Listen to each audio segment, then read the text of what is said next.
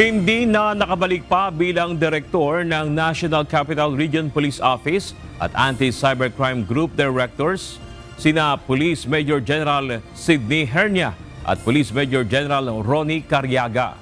Ito'y matapos na maglabas ng kautusan ang National Headquarters na itinatalaga na ang mga ito sa Area Police Command Southern Luzon at Area Police Command Northern Luzon. Ang dalawang general ay nauna ng pinatawan ng 10 araw na administrative relief noong November 7 kaugnay sa operasyon ng kanilang mga tauhan sa Century Peak Tower sa Ermita, Manila noong October 29.